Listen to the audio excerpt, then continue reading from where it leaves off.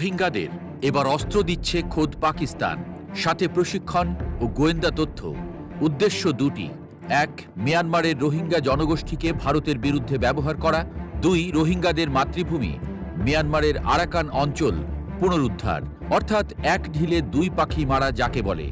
ভারতের প্রথম সারির সংবাদ মাধ্যম ফার্স্ট পোস্টের এক প্রতিবেদনে উঠে এসেছে এমন চাঞ্চল্যকর তথ্য। পাকিস্তানের গোয়েন্দা সংস্থা আইএসআই এই বিদ্রোহী গোষ্ঠীগুলোর সাথে কাজ করছে। তাদের সহায়তায় রোহিঙ্গা গোষ্ঠীগুলোকে অস্ত্র, প্রশিক্ষণ এবং গোয়েন্দা তথ্য সরবরাহ করা হচ্ছে। বাংলাদেশের অন্তর্বর্তীকালীন সরকারের অনুমোদনে কিছু সরকারি কর্মকর্তা আইএসআই এর এই কার্যক্রমে সাহায্য করছেন বলেও দাবি করেছে পত্রিকাটি। পত্রিকাটি বলছে, গত বছরের ২৫ ডিসেম্বর কক্সবাজারের কুতুপালং শরণার্থী ক্যাম্পে মিয়ানমারের 4টি বিদ্রোহী সংগঠন Arakan Rohingya Salvation Army ARSA, Rohingya Solidarity Organisation RSO, Islami Mahaz এবং Arakan National Defence Force ANDF একত্রিত হয়ে একটি নতুন জোট গঠন করেছে। এই জোটের নাম দেয়া হয়েছে ফোর ব্রাদার্স অ্যালায়েন্স বা রোহিঙ্গা আর্মি।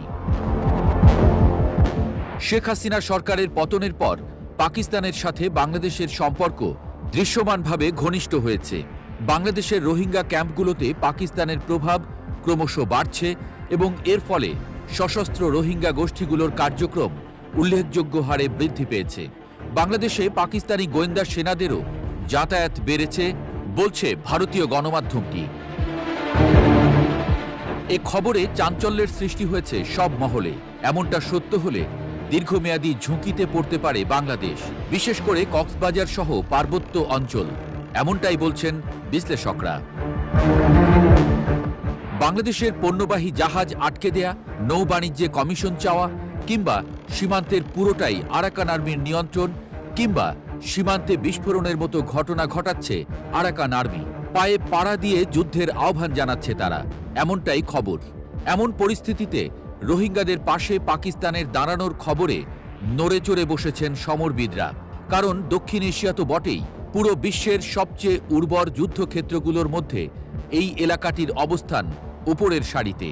রাখাইনে বিশ্বের বাঘা বাঘা সব দেশের বিলিয়ন বিলিয়ন ডলারের বিনিয়োগ রয়েছে। এসব বিনিয়োগ ঝুঁকিতে পড়ার আগেই বহর নিয়ে হাজির হবে তারা। রোহিঙ্গাদের সহ্য করতে না পারা আরাকান আর্মিকে সরাসরি সহায়তা করছে ভারত, এমন খবর প্রকাশ্যে এসেছে বারবার। রাখাইনের নিয়ন্ত্রণ আরাকান আর্মির হাতে থাকায় আরও কোণঠাসা রোহিঙ্গারা। থাকতে হচ্ছে রোহিঙ্গা ক্যাম্পেই। এ অবস্থায় পাকিস্তান যদি অস্ত্র প্রশিক্ষণ দিয়ে রোহিঙ্গাদের নিজ ভূমি পুনরুদ্ধার করতে পাঠায়, তাহলে লেগে যেতে পারে এক ভয়াবহ যুদ্ধ। এদিকে বড় ঝুঁকিতে পড়বে ভারতের সেভেন সিস্টার্সও। সেভেন সিস্টার্স রক্ষায় সর্বশক্তি প্রয়োগ করবে ভারত। চীন, ভারত, পাকিস্তান, আমেরিকা কিংবা রাশিয়ার সরাসরি প্রভাবে এ অঞ্চল পরিণত হতে পারে ভয়াবহ এক যুদ্ধক্ষেত্রে, যা বছরের পর বছর স্থায়ী হতে পারে। রাখাইন টেকনাফ পরিণত হতে পারে আর এক গাজায়, তৈরি হতে পারে নতুন দেশও। তাই অখণ্ডতা রক্ষার্থে চোখ কান খোলা রাখতেই হবে বাংলাদেশকে।